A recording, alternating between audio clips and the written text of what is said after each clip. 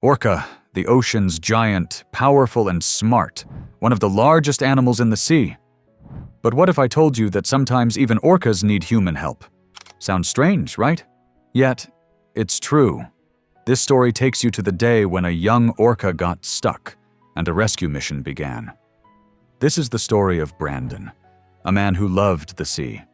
He wasn't just any sailor, he studied whales. His boat was called the Bangarang, and he spent many days on the water near British Columbia, watching and learning about fin whales.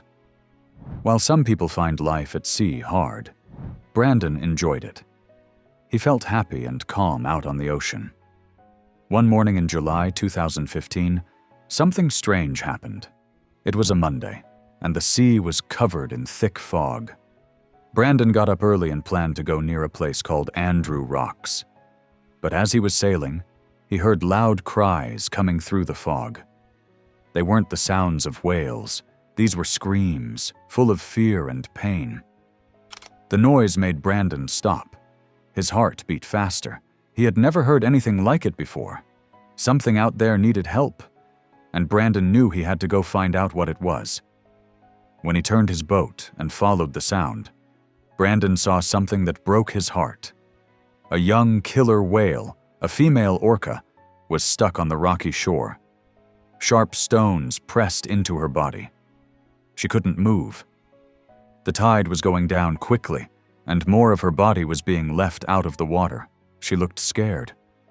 Her dark eyes blinked slowly, and she let out another cry, a cry of pain and fear. Brandon froze for a moment. What could he do? Then he grabbed his radio and called Whale Point, a local group that helps sea animals. He spoke to two whale experts, Jennifer and Richard. He had worked with them before and trusted them. As soon as they heard what Brandon saw, they understood what had happened. In that area, orcas sometimes hunt seals by chasing them onto the shore. It's a clever trick. They work together like a team. But this young orca had gone too far. She likely chased a seal onto the rocks, but when the tide went down, she got stuck, left behind, trapped, and bleeding. On the other side, Jennifer and Richard were just coming back from Hartley Bay when Brandon's call came in. As soon as they heard his voice, they knew it was serious. Without wasting a second, they turned their boat around and headed straight for Squally Channel.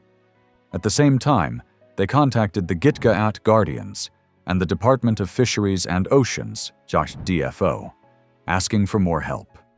Time was running out.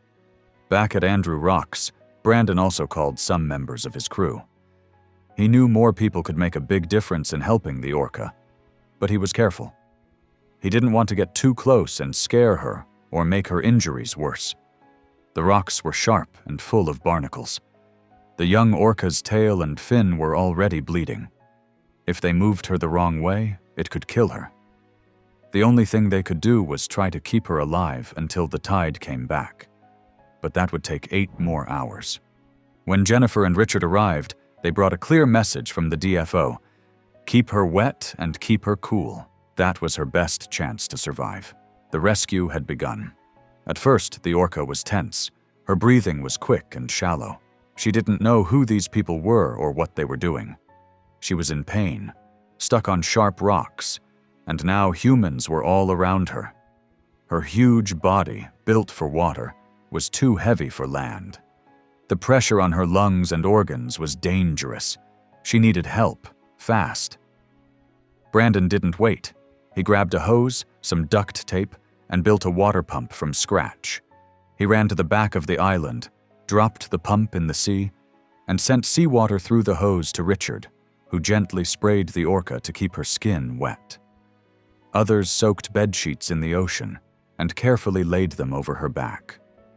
Her skin was smooth, black and white, and already drying under the sun. At first she flinched and let out soft, scared cries. But slowly, things began to change. Her breathing became slower. Her cries stopped. She began to trust the people helping her. Out in the water, her orca family swam nearby. They called out to her, but couldn't reach her. It was the humans, strangers to her world, who were now keeping her safe. The rescue team worked in turns. Some rested while others replaced wet sheets again and again. When the sun broke through the clouds and her skin began to dry faster, they moved quicker. When her dorsal fin started to crack, they grabbed a pillowcase, soaked it in seawater, and gently covered it. But her head remained uncovered. No one wanted to scare her by placing anything near her blowhole, the place she used to breathe. But the sun was getting hotter, and her skin was drying fast. Finally, Jennifer made a choice. They had to try. One rescuer walked slowly toward the orca and gently placed a cool, wet sheet over her head, making sure not to touch her blowhole. Everyone held their breath. The orca stayed calm. She was only 9 years old. Orcas in the wild can live up to 50 years or more. She weighed about 7,000 pounds, about as heavy as a large hippo. If she had been older or heavier, her body might not have survived so many hours out of the water. Just when things seemed to be under control, the water pump broke. The duct tape holding it together couldn't last any longer. The team stood still, unsure of what to do next.